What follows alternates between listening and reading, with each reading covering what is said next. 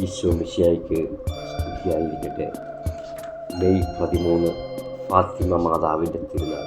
ഒന്നാം ലോക മഹായുദ്ധകാലത്ത് ഭീകരയാതനകൾ ലോകമെല്ലാവരും അനുഭവിച്ചു കൊണ്ടിരുന്ന കാലത്ത് 1917 മെയ് 5 ബെനഡിക്റ്റ് 15 മാർപ്പാപ്പ ക്രൈസ്തവ ലോകത്തെ അഭിസംബോധന ചെയ്തുകൊണ്ട് ഉപദേശിച്ചു, യുദ്ധം കൊണ്ട് വികൃതമായ ഈ ഭൂമുഖത്ത് വീണ്ടും ദൈവാനുഗ്രഹം ലഭിക്കുന്നതിനായി ദൈവാനുഗ്രഹത്തിൻ്റെ മധ്യസ്ഥയായ പരിശുദ്ധ കന്യകാ മറിയത്തോട് എല്ലാവരും തീക്ഷ്ണമായി പ്രാർത്ഥിക്കണം.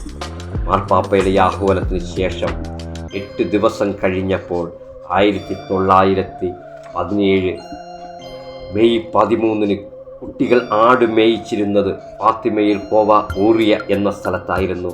മധ്യാഹ്ന നേരത്തെ അപ്രത്യക്ഷിതമായി ഒന്നിനു പിറകെ ഒന്നായി മിന്നലുണ്ടായി. ആ മഴയ്ക്കുള്ള ഭാവമാണെന്ന് കരുതി കുട്ടികൾ ആടുകളെ അടിച്ച് വീട്ടിലേക്ക് പോകാൻ തുടങ്ങി. പെട്ടെന്ന് അവിടെ ഉണ്ടായിരുന്ന ഒരു ഓക്ക് വൃക്ഷത്തിൽ പ്രകാശവലയം കാണപ്പെട്ടു. അതിനുള്ളിലെ അതീവ സുന്ദരിയായ ഒരു സ്ത്രീരൂപം. അവൾ വെള്ളവസ്ത്രമാണ് ധരിച്ചിരുന്നത്. ശിരസിനെ ആവരണം ചെയ്ത് തോൾ മറച്ച് പാദം വരെയെത്തുന്ന മേലങ്കയും കൂപ്പിയ കയ്യുകളിൽ വെള്ളമുത്തുകൾ കൊണ്ട് നിർമ്മിച്ച ഒരു ജപമാലയും. ആ രൂപത്തെക്കുറിച്ച് സിസ്റ്റർ ലൂസി പറഞ്ഞത് സൂര്യനേക്കാൾ ശോഭയുള്ള സ്ത്രീ എന്നാണ്. കുട്ടികളോട് പറഞ്ഞു, ഭയപ്പെടേണ്ട. കുട്ടികൾ ഉപദേശിച്ചുകൊണ്ട് ആ ദിവ്യരൂപം തുടർന്നു. ഞാൻ സ്വർഗത്തിൽ നിന്ന് വരുന്നു.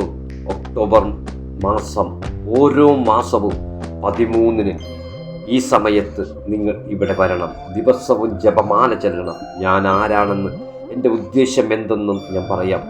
ദൈവം അയക്കുന്ന എല്ലാ വേദനകളും സഹിക്കാൻ തയ്യാറാകണം.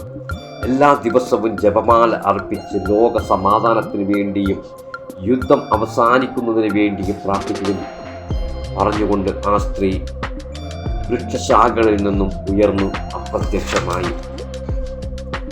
പരിശുദ്ധ അമ്മ മാതാവേ, അമ്മ ആ ഇടയ കുട്ടികളോട് അമ്മ എന്നോട് ചെയ്തല്ലോ, പ്രാർത്ഥിക്കുക, അധികം പ്രാർത്ഥിക്കുകയും പാപികൾക്ക് വേണ്ടി ത്യാഗങ്ങൾ സഹിക്കുകയും ചെയ്യുക.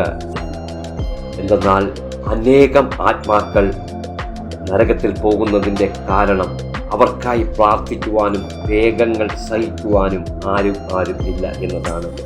പരിശുദ്ധ അമ്മ മാതാവേ, അമ്മയുടെ വിമല ഹൃദയത്തിൽ ഞങ്ങളെ തന്നെ സമർപ്പിക്കുന്നു. ഞങ്ങൾക്ക് എല്ലാവർക്കും പ്രാർത്ഥിക്കുവാനുള്ള കൃപ തന്ന് ഞങ്ങളെ അനുഗ്രഹിക്കണമേ. അമ്മേ, തൻ്റെ തിരുക്കുമാരനോട് ഞങ്ങൾക്കായി അമ്മയെ പ്രാർത്ഥിക്കണമേ.